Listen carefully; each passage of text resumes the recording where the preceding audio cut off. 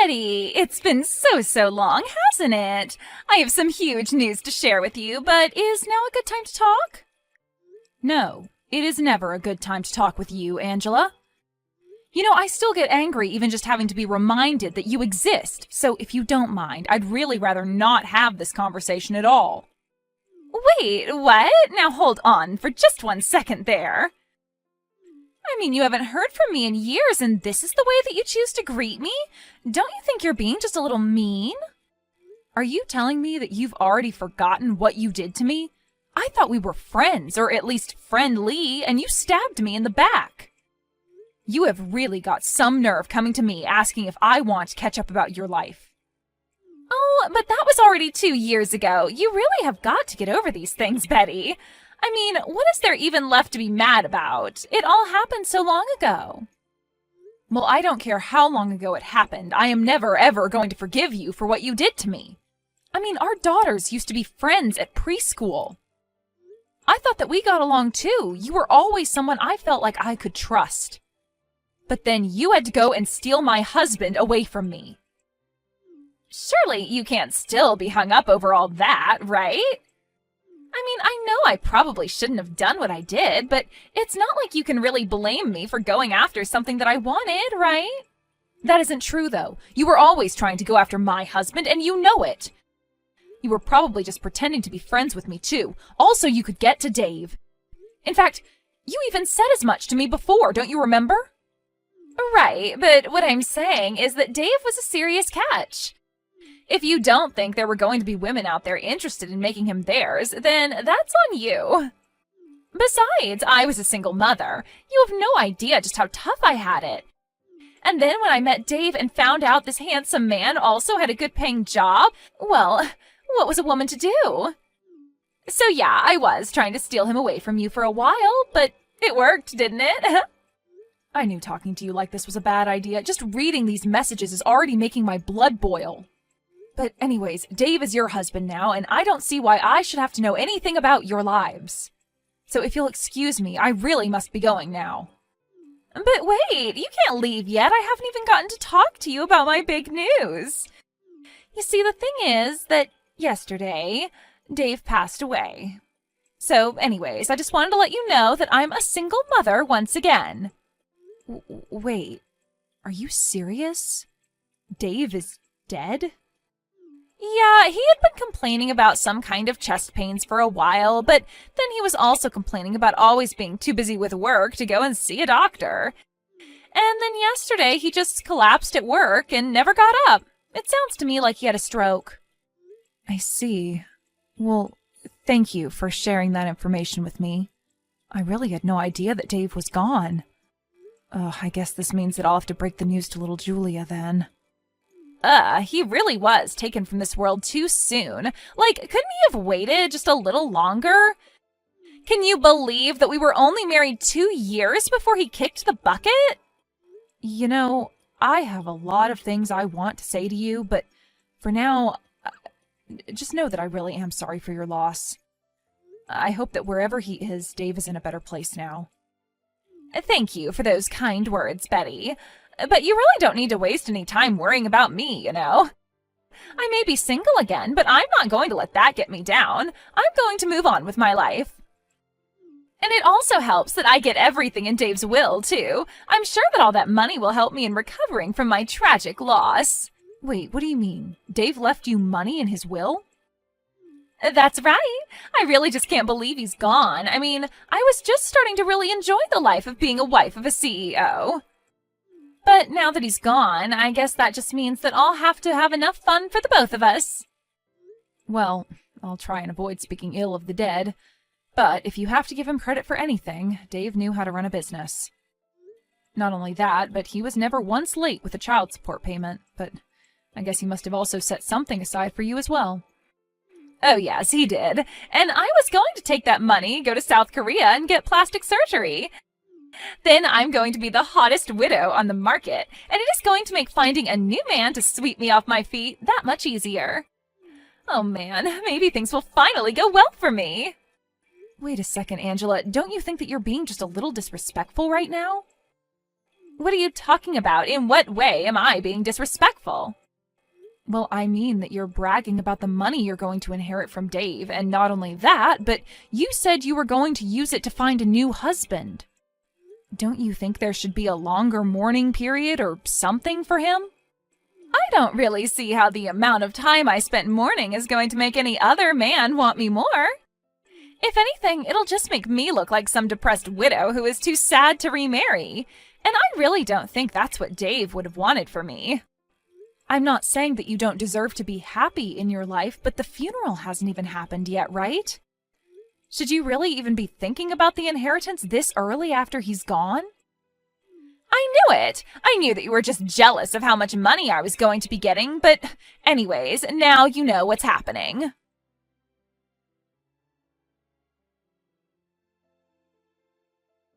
Hello, is this Betty?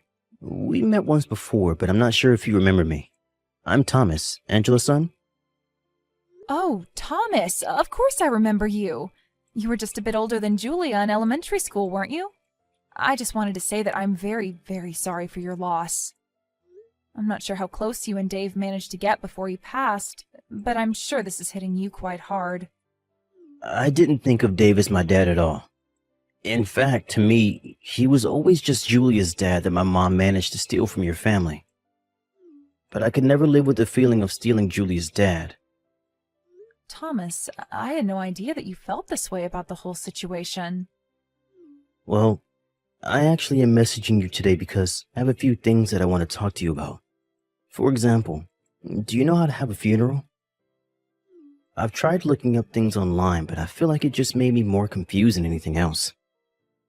Wait, what? Why on earth are you looking up something like that? Well, my mom said that she didn't have time to deal with Dave's funeral, so she told me to handle it all. So I guess that means that I'm in charge of organizing it and stuff. You have got to be kidding me. Did your mom really say that? Yeah, I mean, my mom is back to being a single mother. We don't really talk to any of our relatives. Especially not after she had her affair with Dave. That was the last straw for a lot of people. But anyways, that's bad for me because it means that I don't have anyone to ask. But wait a minute. Where is your mom right now, Thomas? I mean, why in the world would she leave arranging the entire funeral up to you? Well, my mom is actually out of the country on vacation right now. She told me that she just found out that the check for Dave's money just cleared and that she was off to spend it. She's away on a vacation right now? So not only is she not going to be at Dave's funeral, but the reason she won't is because she's traveling? Betty, I just want you to know how sorry I am that you've had to deal with my mom's antics.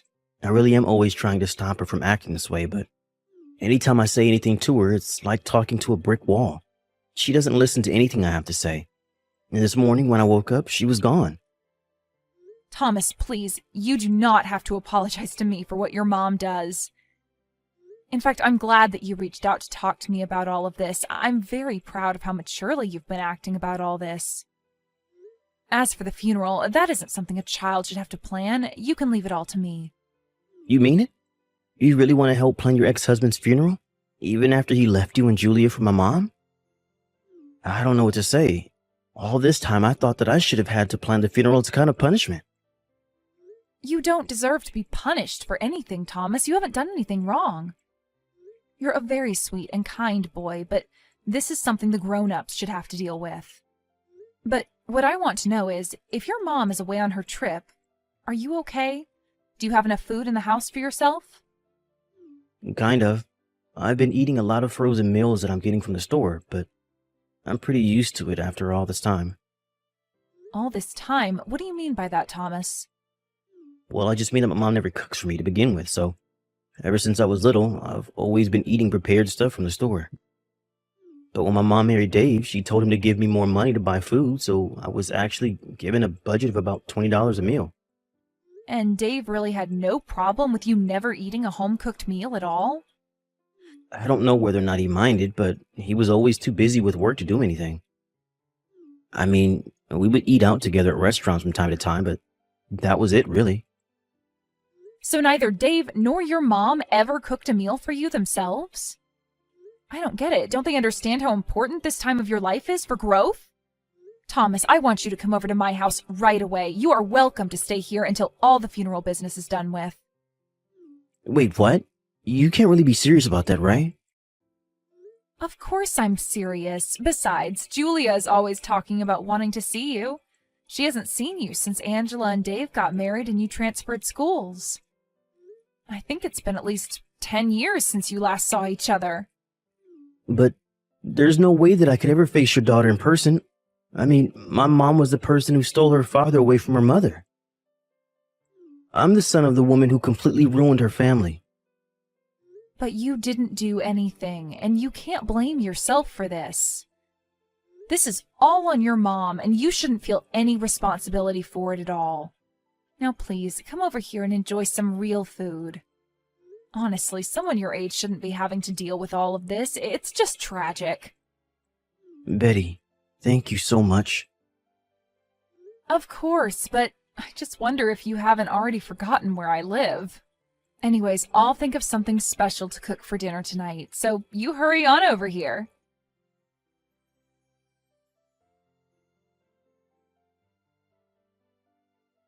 I heard that you stepped in for my son and ended up organizing the whole of Dave's funeral.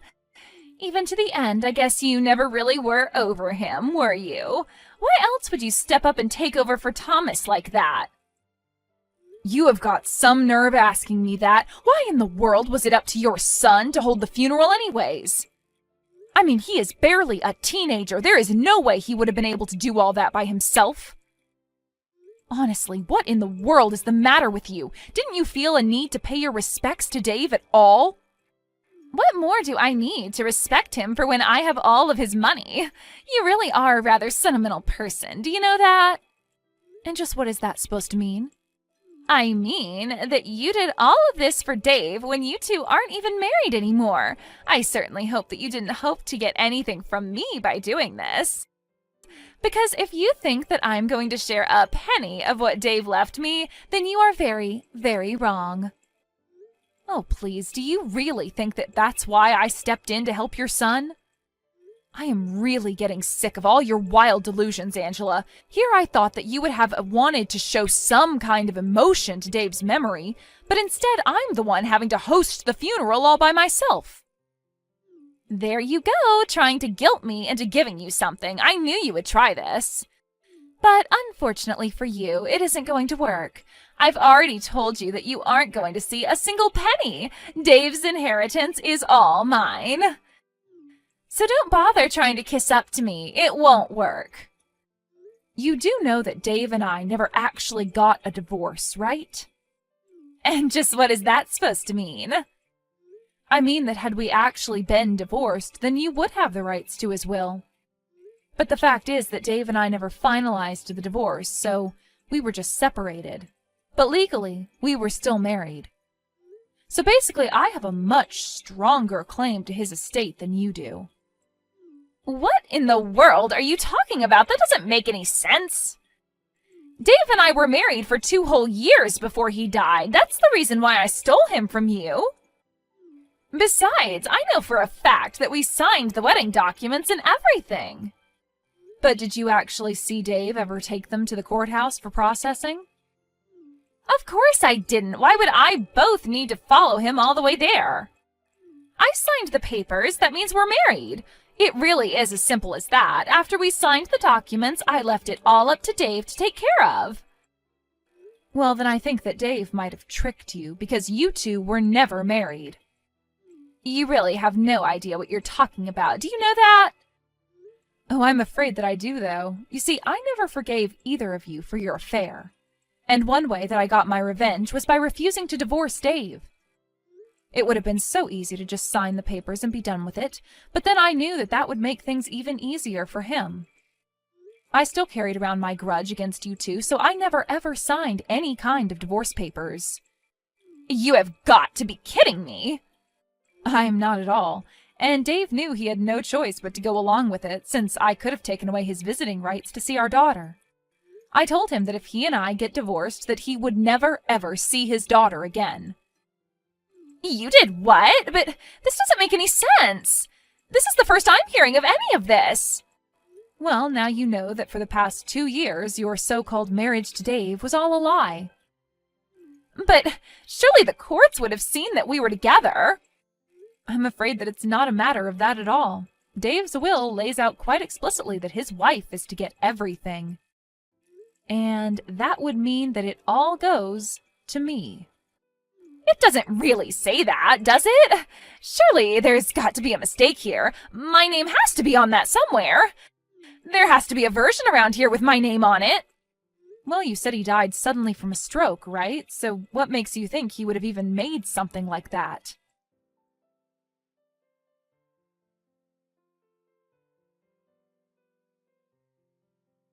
I found Dave's will, and just as I thought, I am going to get a huge amount of money. You mean you found a new version of the will? That's right. He said that even though we weren't married, he wanted to leave me everything as a way of apologizing for lying to me. I see. Well, if the document is really real, then you have to go and get it notarized. That way it can be used legally. Otherwise, it would just look like you were trying to pass off a fake document as the real one. And that is a very serious crime. Wait, hold on. Is that really true? You mean I can't just show them this document that I found this morning? But then you have to at least give me something. Ah, so you mean you did forge that document? Please, I have a child. I need Dave's money to take care of him. Oh, don't worry about me, Mom. Betty already said that she was going to pay for my college. I'm glad that you got back home from your trip there. Betty was so worried about me when she heard that you were gone. She took me in for a few days. Wait a second. Is this Thomas? What are you talking about? You're with Betty right now, and what do you mean she's going to pay for your schooling? I mean that she is going to be more of a mother to me than you ever were. She already has been in just the short time that I've been here. We've been talking, and she told me that if I managed to get into a college, that she would pay for all 4 years of my tuition. But that isn't fair. What do I get there? I don't care what you get, Mom. I was talking with Julia, and she was so excited that we're going to go to college together. Thomas, you can't trust someone like Betty. She's going to charge you interest. She's going to try and trap you with debt. No. She said she was going to do all this for free. Betty told me I won't owe her a penny, ever. And so, I really don't need or want you in my life anymore, Mom. I think I'm old enough to take care of myself. And after all, I've been doing it already for years now. How dare you talk to your mother that way? What is the matter with you? Is that really the last thing you wanted to say to me as my mom? No, wait, don't go. I'm sorry. Please, you have to talk to Betty and convince her to share some of that money with me. I need it. I see. Well, if that's all you need me for, I think I'm going to be going now. Have a nice life, Mom. Don't reach out to talk to me ever again. Wait, no, Thomas, come back. Please, you can't just leave me like this. I'm your mother. Can't you see that I really need help right now? Please, you have to come back. Thomas!